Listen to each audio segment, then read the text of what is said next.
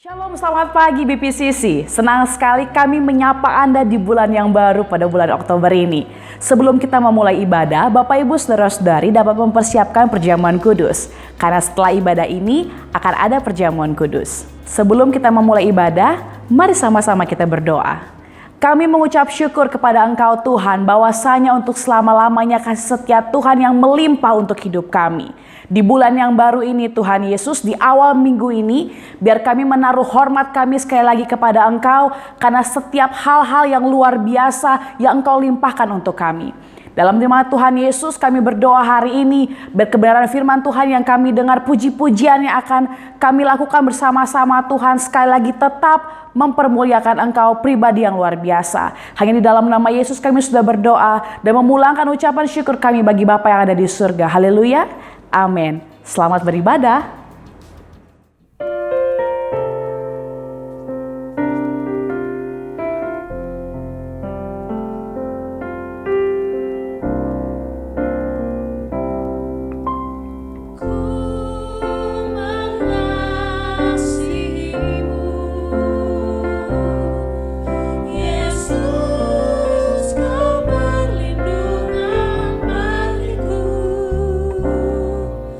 Kami ku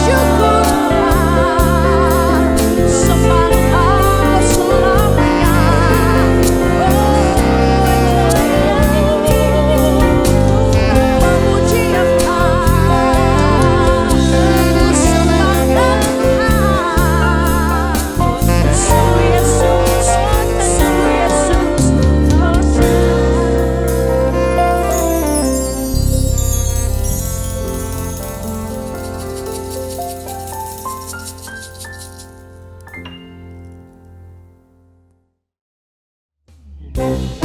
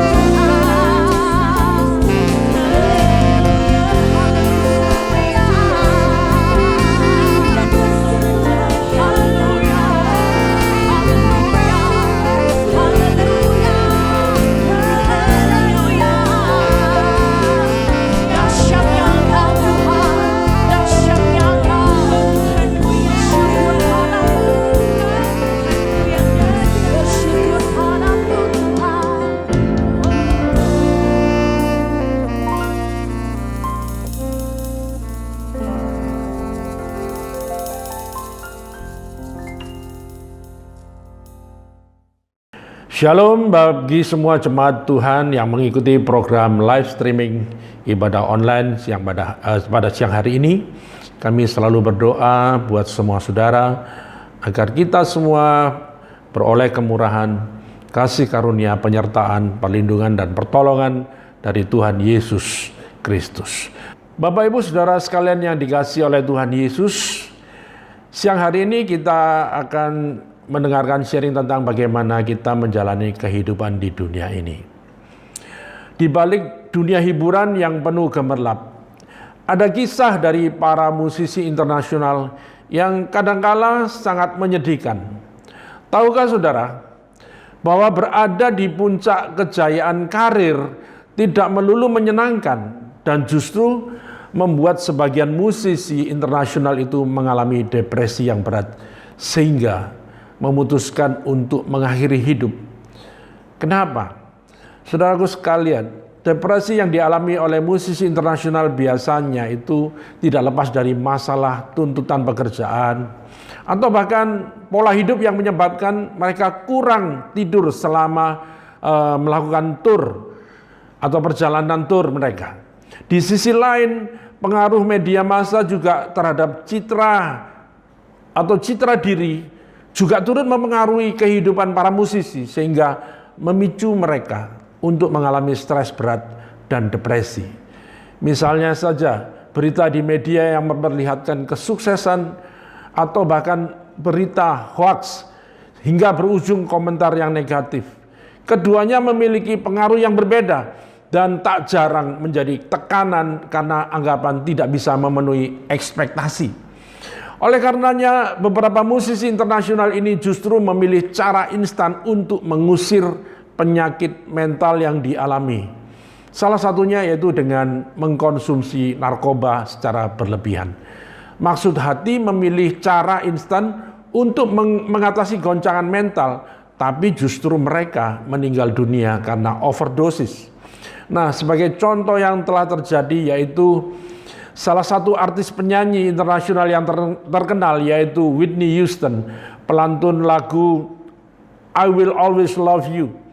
Nah, Whitney Houston ini juga termasuk dalam daftar musisi internasional yang meninggal karena narkoba pada awal tahun 2012 yang lalu. Hasil penyelidikan kematian penyanyi yang berusia 48 tahun ini menunjukkan bahwa ia meninggal dalam bak mandi di sebuah hotel di Los Angeles akibat penyakit jantung yang mendadak berhenti, dan juga diakibatkan dari penggunaan narkoba, yaitu mengkonsumsi kokain yang kronis dan sudah sangat parah. Peraih Grammy Awards dan penghargaan bergengsi lainnya ini memang diketahui mengkonsumsi obat-obatan terlarang selama beberapa tahun terakhir sebelum kematiannya. Dalam sebuah wawancara yang dikutip dari BBC Indonesia, Whitney Houston menjelaskan bahwa musuh terbaik sekaligus setan terbesar dalam hidupnya adalah dirinya sendiri. Pernyataan Whitney ini bisa menjadi tanda bahwa ia sedang dalam fase terberat dalam hidup yang membuatnya terbiasa mengkonsumsi narkoba sehingga menghancurkan karirnya sendiri. Bapak Ibu Saudaraku yang terkasih di dalam Tuhan, ketika dilontarkan sebuah pertanyaan yang disampaikan kepada semua orang yang hidup di dunia ini, ada banyak pandangan hidup seseorang ketika ditanyakan apa tujuan hidupnya. Mungkin seorang pengusaha akan mengungkapkan pengharapannya yaitu kesuksesan dan peningkatan akan usaha yang digelutinya. Atau mungkin sebagai pegawai atau pegawai perusahaan akan mengungkapkan keinginannya bisa naik pangkat atau jabatan.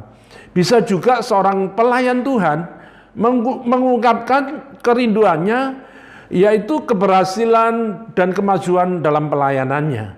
Dan ada begitu banyak pandangan orang yang sesuai dengan profesi dan bidang yang saat ini sedang digelutinya. Apakah tujuan hidup anak-anak Tuhan juga seperti itu saja? Bapak Ibu Saudara sekalian, sebagai anak Tuhan seharusnya tidak berpandangan seperti itu. Sebab tujuan hidup anak Tuhan jauh lebih mulia dari hidup manusia pada umumnya. Kita semua harus tahu bahwa tujuan hidup saudara dan saya yang berada di dalam Tuhan Yesus jauh lebih besar dari segala prestasi pribadi, lebih besar dari kesuksesan hidup menurut ukuran secara umum, lebih besar juga kebahagiaan yang dicita-citakan, bahkan juga lebih besar dari ambisi-ambisi dalam hidup kita semua. Saudara-saudaraku yang terkasih di dalam Tuhan, satu kenyataan pencarian tujuan hidup ini telah membuat bingung banyak orang selama ribuan tahun. Mengapa bisa seperti itu? Apakah mengetahui tujuan hidup manusia begitu sulit? Bukankah ada banyak buku-buku yang memberikan petunjuk untuk hidup sukses? Bukankah ada juga banyak seminar untuk mencari solusi di tengah persaingan global ini? Bukankah ada juga banyak jurus-jurus yang dimana diberikan oleh para pakar di dunia di dalam meraih keberhasilan hidup ini? Demikian juga pula banyak buku-buku rohani yang mengajarkan hidup sukses dan seminar-seminar. Sama seperti yang dilakukan oleh orang dunia ini. Dengan tujuan agar anak-anak Tuhan bisa meraih hidup sukses. Dan ternyata apa yang kita lihat lebih banyak yang tidak berhasil daripada berhasil. Setelah dengan sungguh-sungguh mempraktekkan apa yang diperoleh dari buku-buku maupun seminar-seminar yang diikutinya itu. Mengapa demikian? Coba renungkan, Bapak Ibu sekalian. Tujuan hidup manusia pada umumnya terfokus pada ambisi, keinginan-keinginan pribadi yang dilatar belakangi oleh kesenangan dan kepuasan serta keinginan daging atau karena persaingan hidup antar sesama.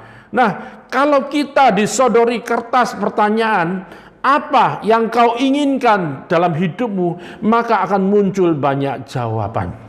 Aku ingin seperti, yaitu aku ingin memiliki istri, anak, rumah, dan perabotan yang lengkap, yang mewah, kendaraan mobil, pekerjaan yang tetap, gaji, penghasilan yang besar. Dan untuk mencapai itu, aku harus melakukan ini dan itu. Harus menurut nasihat orang tua, harus menurut buku-buku karangan dari orang-orang tertentu, dan aku rela juga mengorbankan apapun asal apa yang ku cita-citakan itu tercapai, dan segala daya upaya difokuskan ke situ. Nah, saudaraku, apakah sasaran-sasaran atau target yang dibuat dan dirancangkan jauh-jauh hari, apakah semua itu sudah sesuai dengan kehendak dan rencana Tuhan? Jangan-jangan enggak sama. Akhirnya menjadi takut untuk bertanya kepada Tuhan, dan akibatnya belum siap. Kalau rancangan dan sasaran hidup yang dibuat ternyata tidak sesuai dengan rencana Tuhan. Ini adalah gambaran seseorang yang mau hidup menurut maunya sendiri dan tidak mau diarahkan menurut rencana Tuhan. Impian-impian untuk masa depan akhirnya takut tidak sama dengan yang Tuhan rencanakan. Jadi lebih baik tidak bertanya apapun kepada Tuhan, biar impianku terwujud. Apakah kita juga sama melakukan hal seperti itu? Ada yang menjawab, aku bingung. Kalau diberi pertanyaan seperti itu, aku harus menjadi apa? Seperti apa? Dan apa yang harus aku lakukan dengan kehidupanku ini? Gambaran seseorang yang memang tidak memiliki cita-cita dalam hidupnya, atau asal hidup seperti robot, tidak punya tujuan hidup. Nah, banyak hal yang bisa diungkapkan seseorang, dan semuanya kelihatannya tidak siap menerima apa yang Tuhan kehendaki dalam hidupnya, karena sudah puas dengan apa yang sudah ada dalam otaknya. Semua itu terjadi karena pengaruh kata orang, pengaruh buku-buku, seminar-seminar yang pernah diikutinya, atau karena sering melihat atau menonton film-film, sehingga filosofi dunia itu diserap dalam kehidupannya. Bapak Ibu Saudara yang dikasihi oleh Tuhan, kelihatannya manusia tidak mau belajar dari kesalahan, tetap saja mencoba memaksakan kehendaknya supaya tercapai. Itulah realita pencarian manusia pada umumnya dalam tujuan hidupnya. Dan itu juga kesalahan banyak anak-anak Tuhan. dalam mencari tahu tujuan hidupnya diawali dengan langkah awal yang salah. Seharusnya anak Tuhan memulai pencarian hidup atau tujuan hidup dimulai dari Tuhan yang mengetahui dengan jelas apa yang akan dialami dan bagaimana seharusnya anak-anaknya menjalani hidupnya. Karena Tuhan merencanakan hidup anak-anaknya itu sejak kita ada dalam kandungan orang tua kita atau ibu kita.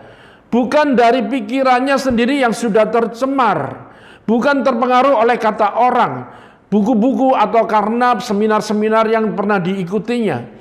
Jadi Bapak Ibu Saudaraku sekalian, seharusnya seorang anak Tuhan kalau mau tahu tujuan hidupnya yang mulia dan yang lebih besar dari segala yang dicita-citakannya, harus memulainya dari Tuhan yang mengetahui dengan detail hidup kita. Karena kita ini semua buatan tangan Tuhan ketika Tuhan menciptakan kita semua. Alkitab mengatakan di dalam Efesus 1 ayat 9 sampai 11 berkata demikian. Sebab Ia telah menyatakan rahasia kehendaknya kepada kita sesuai dengan rencana kerelaannya, yaitu rencana kerelaan yang dari semula telah ditetapkan di dalam Kristus. Sebagaimana persiapan kegenapan waktu untuk mempersatukan di dalam Kristus sebagai kepala segala sesuatu, baik yang di sorga maupun yang di bumi.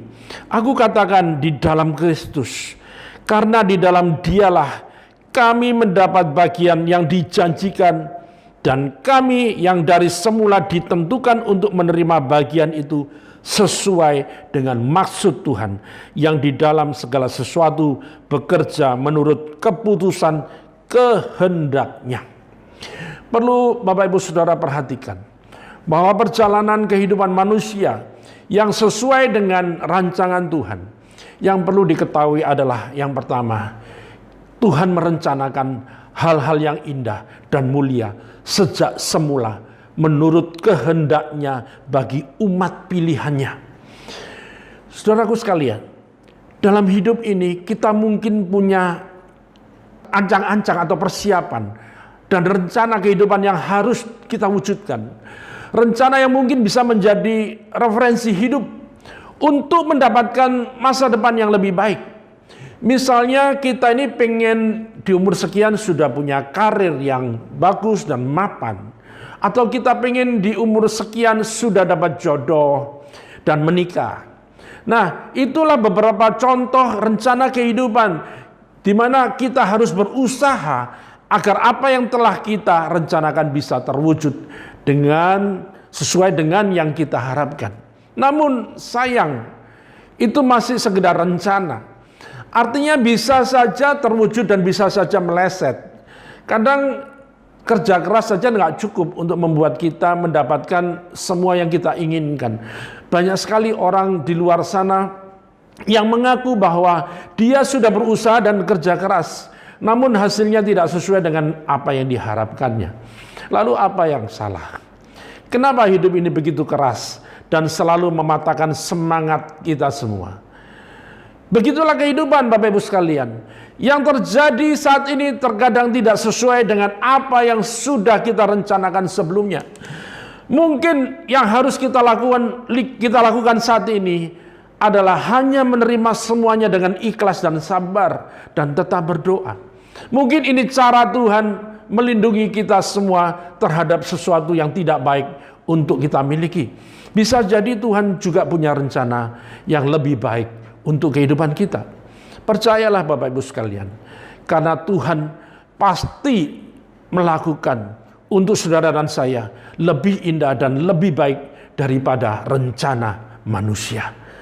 Bapak Ibu saudara sekalian, oleh sebab itu, saat ini jikalau kita sudah punya program atau promosi dari manusia, yaitu yang menjanjikan masa depan hidup kita yang cerah, kita harus mengingatkan diri kita sendiri bahwa kehidupan yang sebenarnya, yaitu yang Tuhan sudah rencanakan bagi kehidupan kita adalah jauh lebih tinggi dan lebih mulia dari segala ambisi dan segala keinginan pribadi yang sudah ada dalam pikiran saudara dan saya.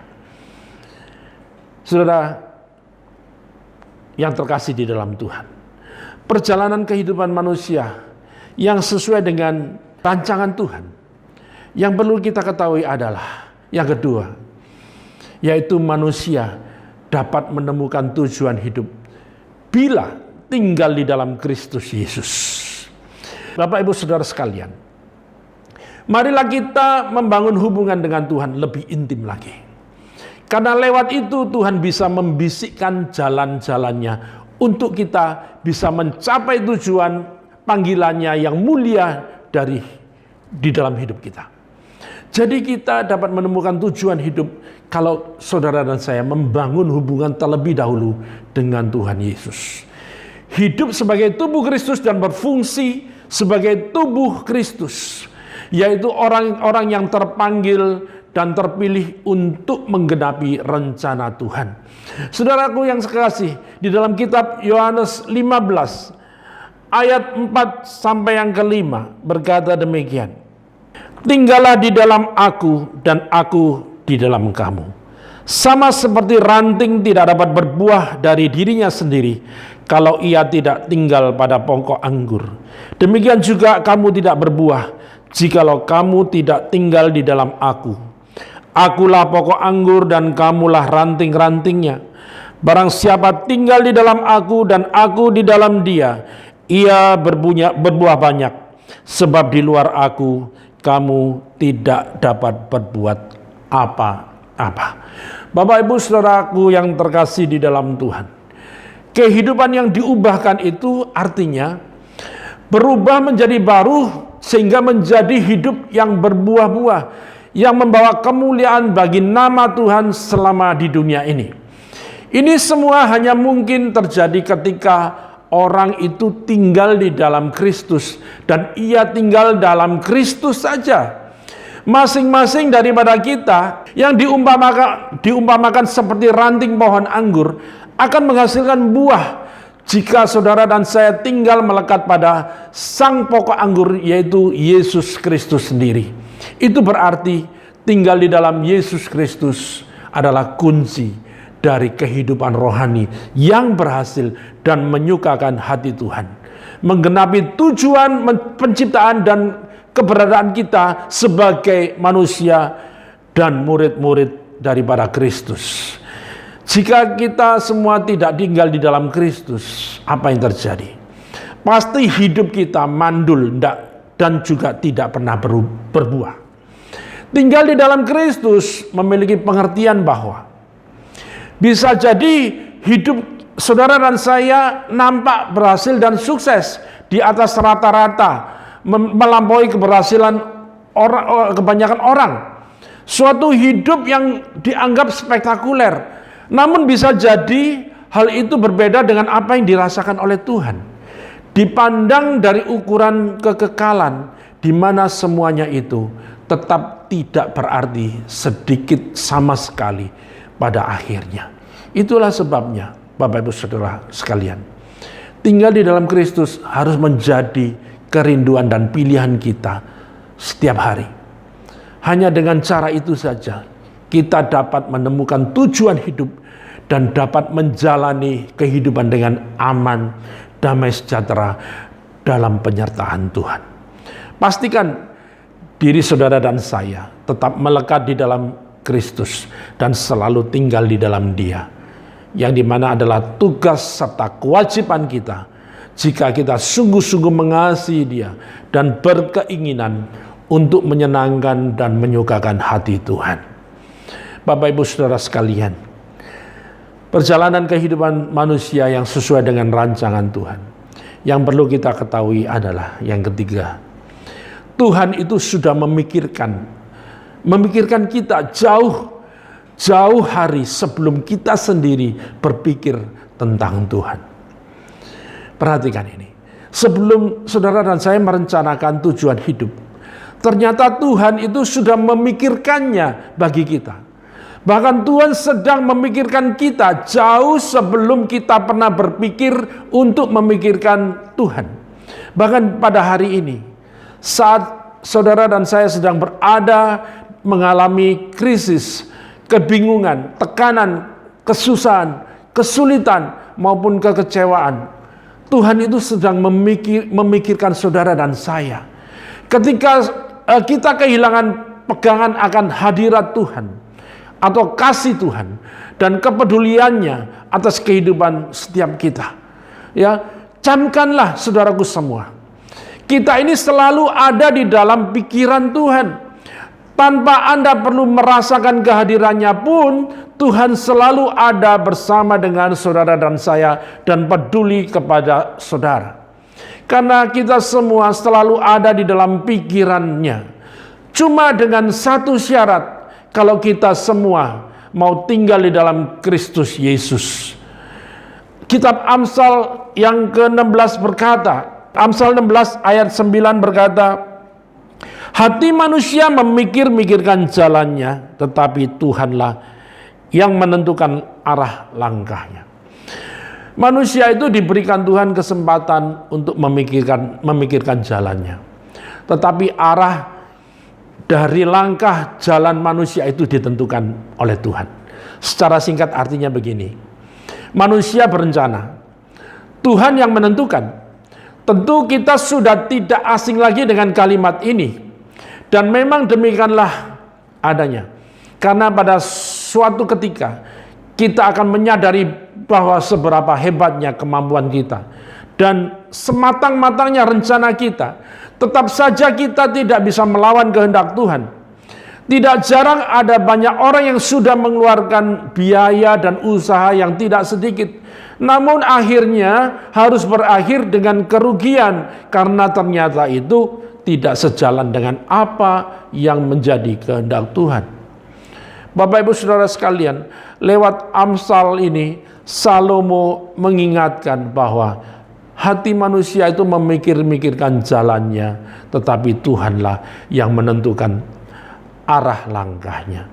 Ini adalah sebuah pernyataan yang tegas bahwa sehebat apapun kita tidak akan pernah bisa melawan kehendak Tuhan. Kalau kita bisa mencobanya dan mungkin kita bisa mencapai sesuatu hingga tingkatan tertentu, tetapi walau bagaimanapun juga sesuatu yang tidak berjalan seperti rancangan Tuhan, tentulah tidak sebaik seperti yang kita berjalan sepenuhnya seturut kehendaknya. Hati atau pikiran kita bisa berpikir tentang jalan yang menurut kita terbaik, tapi di atas segalanya Tuhan tentu lebih tahu tentang saudara dan saya. Karena Dia sendirilah yang telah merancang, membentuk dan menenun kita sejak kita dalam kandungan. Bapak Ibu Saudaraku yang terkasih di dalam Tuhan, agar kita semua tidak melakukan sesuatu yang sia-sia, yang terbaik tentu adalah mengetahui apa yang menjadi rancangan Tuhan buat kita dan berjalan sesuai dengan rancangannya. Dan kita tidak akan pernah bisa mengetahui itu apabila kita tidak mulai membangun keintiman dengan Tuhan lewat ungkapan syukur, lewat pujian, penyembahan, ketaatan, dan doa-doa kita kepada Tuhan. Selain daripada itu, Bapak Ibu sekalian, kita harus juga memiliki sikap hati yang mau dibentuk dan diubahkan terus-menerus. Kita semua boleh memiliki rencana apapun, tetapi jalan dari Tuhan pasti tetap yang paling baik. Sudahkah kita bertanya kepadanya apa yang menjadi kehendak Tuhan dalam hidup kita? Sudahkah kita mengetahui itu dan menjalani semua seturut dengan kehendak Tuhan? Kita bisa merencanakan apapun dengan kemampuan kita, tapi ingat, Tuhan sudah memiliki rancangan sendiri bagi hidup saudara dan saya, yaitu sebuah rancangan damai sejahtera, bukan kecelakaan, yang menjanjikan kita hari depan yang penuh harapan. Jadi tidak akan ada yang sebaik jalan Tuhan. Karena itu, marilah merancang dan memikirkan jalan kita dengan sikap yang tunduk dan taat pada arah langkah yang Tuhan tentukan bagi saudara dan saya. Marilah Bapak Ibu saudaraku semuanya, untuk kita semua menaruh kepercayaan dan pengharapan kita senantiasa kepada Tuhan. Sebab janji firman Tuhan bagi hidup saudara dan saya yang terdapat di dalam kitab Yeremia 29 ayat 11 berkata, sebab aku ini mengetahui rancangan-rancangan apa yang ada padaku mengenai kamu. Demikianlah firman Tuhan, yaitu rancangan damai sejahtera dan bukan rancangan kecelakaan, untuk memberikan kepadamu hari depan yang penuh harapan. Kiranya Tuhan Yesus menolong dan memberkati kita semua melalui renungan firman Tuhan yang dibagikan pada siang hari ini. Tuhan Yesus memberkati kita semua. Amin. Mari kita berdoa. Bapa di dalam surga, di dalam nama Tuhan Yesus, kami mengucap syukur pada siang hari ini Tuhan. Biarlah firman-Mu Tuhan boleh meneguhkan kami semua, dan kami mau berjalan di dalam kehendak Tuhan. Kami mau menjalani kehidupan ini bersama dengan Tuhan, seturut dengan kehendak-Mu ya Bapa. Pimpin kami, tuntun langkah hidup kami dengan kebenaran-Mu, dengan Roh-Mu sendiri Tuhan, yang hidup di dalam kehidupan kami. Kami mau tunduk sepenuhnya, Engkau yang berdaulat penuh atas kehidupan kami. Kami bersyukur Tuhan menyertai kami, sehingga kami boleh mendapatkan keamanan, damai sejahtera, sukacita di dalam Tuhan. Terima kasih, kami bersyukur memberkati semua jemaat dimanapun yang mendengarkan renungan firman pada siang hari ini. Tuhan memberkati kita semua. Terpujilah nama Tuhan, di dalam nama Tuhan Yesus kami mengucap syukur dan berdoa. Haleluya. Amin. Mari Bapak Ibu sekalian, dimanapun Anda berada yang sudah mempersiapkan perjamuan kudus, mari kita bersama-sama mengucap syukur pada Tuhan oleh karena kebaikan, kemurahan, dan kasih Tuhan yang begitu besar dalam kehidupan kita. Bapa di dalam surga, dalam nama Tuhan Yesus Kristus kami bersyukur, berterima kasih atas kebaikan-Mu, atas kasih Tuhan yang begitu besar dalam kehidupan ini. Kami bersyukur Tuhan karena Tuhan sudah mati bagi kami. Tuhan sudah menebus kami semuanya dari hukuman dosa. Kami berterima kasih atas kebaikan Tuhan. Tuhan yang mempedulikan kami, Tuhan yang memperhatikan kami, Tuhan yang mengangkat kami, Tuhan yang memilih kami untuk menjadi anak-anak-Mu dan mewarisi kerajaan surga dan tinggal bersama dengan Engkau di dalam kekekalan. Terima kasih Tuhan buat anugerah yang besar yang kami terima daripada-Mu.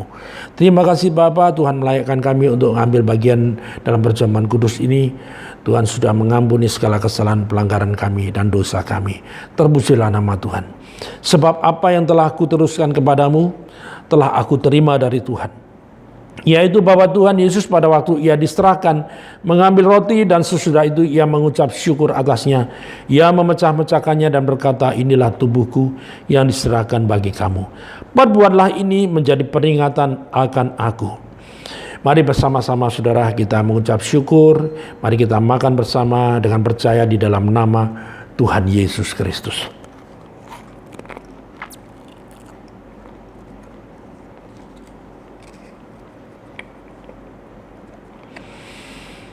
Angkat cawan di hadapan Tuhan.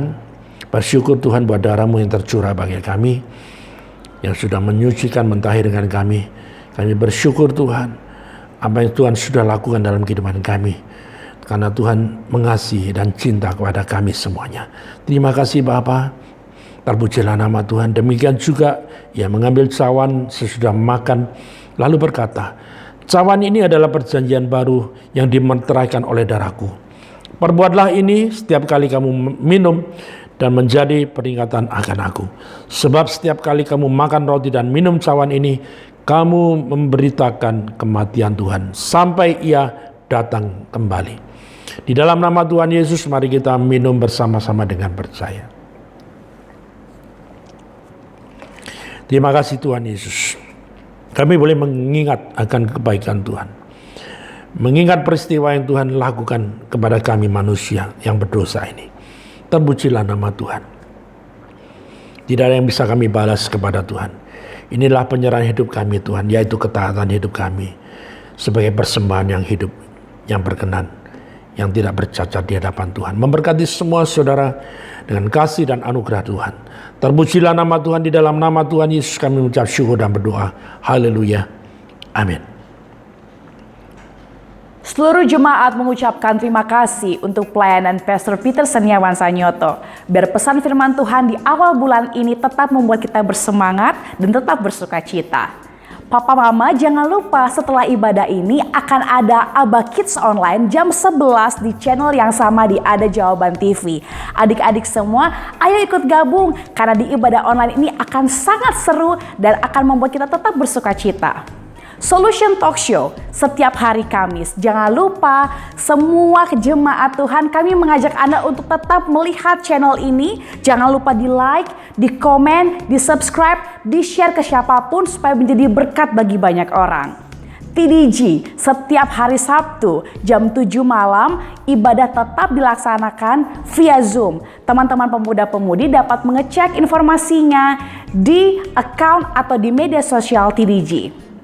Demikianlah pengumuman untuk minggu ini. Dan tiba saatnya kita akan memberikan persembahan. Bapak Ibu Saudara-saudari dapat memberikan persembahan di nomor account di bawah ini.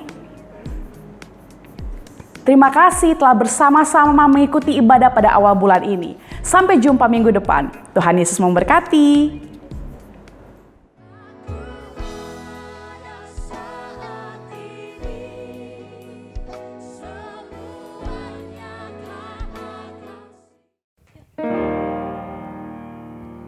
Betapa hebat, betapa kuat, dahsyatnya Allah kita.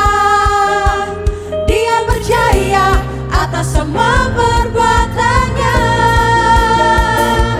Betapa hebat, betapa kuat, dahsyatnya Allah kita.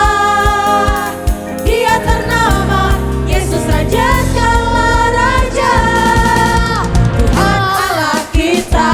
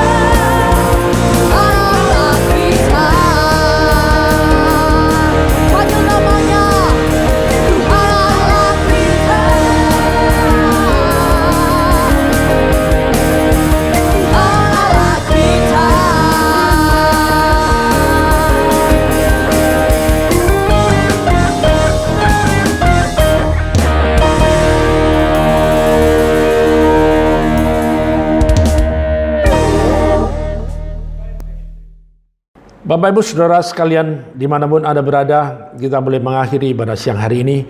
Mari kita sama-sama berdoa, kita menaikkan ucapan syukur kepada Tuhan. Mari kita berdoa. Bapa di dalam surga, di dalam nama Tuhan Yesus, kasih setia kemurahan anugerah Tuhan yang berlimpah-limpah dalam kehidupan kami selalu menyertai semua saudaraku dimanapun berada. Mereka yang melihat, yang menonton, yang mengikuti ibadah siang hari ini, mereka boleh diberkati. Kami bersyukur Tuhan, campur tangan, penyertaan-Mu, perlindungan, pertolongan Tuhan atas kehidupan kami semuanya. Sehingga dalam keadaan situasi apapun Tuhan, kami tetap percaya Tuhan tidak pernah meninggalkan kami semuanya. Terpujilah nama Tuhan. Tuhan memberkati engkau dan melindungi engkau. Tuhan menyinari engkau dan dengan wajahnya dan memberi engkau kasih karunia. Tuhan menghadapkan wajahnya kepadamu dan memberi engkau damai sejahtera. Diberkati engkau di kota, diberkati engkau di ladang, diberkati buah kandunganmu, hasil bumi dan hasil ternakmu, diberkati bakulmu dan tempat adonanmu, diberkati engkau pada waktu masuk, diberkati pada waktu keluar. Tuhan memerintahkan berkat atasmu dalam lumbungmu, dalam segala usahamu, memberkati engkau di negeri yang diberikan kepadamu oleh Tuhan. Dan Tuhan menetapkan engkau menjadi umat-Nya yang kudus, seperti yang dijanjikannya dengan sumpah kepadamu, jika engkau berpegang pada perintah Tuhan dan hidup menurut jalan yang ditunjukkannya. Maka semua berkat-berkat ini akan datang mengalir kepadamu dan menjadi bagianmu, jika engkau mendengarkan suara Tuhan dan melakukan kehendak Bapa dengan setia. Mari kita bersama-sama mengangkat tangan, kita menerima berkat, yaitu damai sejahtera dan sukacita dari Bapa Surgawi. Kasih setia, kebaikan, kemurahan dan anugerah dari Tuhan Yesus. Di dalam penyertaan oleh kuasa Roh Kudus yang menuntun langkah hidup kita mulai sekarang sampai selama-lamanya. Di dalam nama Tuhan Yesus Kristus, semua yang percaya boleh berkata haleluya. Amin. Selamat siang. Selamat hari Minggu, Tuhan Yesus memberkati saudara semuanya. Selamat beraktivitas bersama dengan keluarga masing-masing di rumah. God bless you.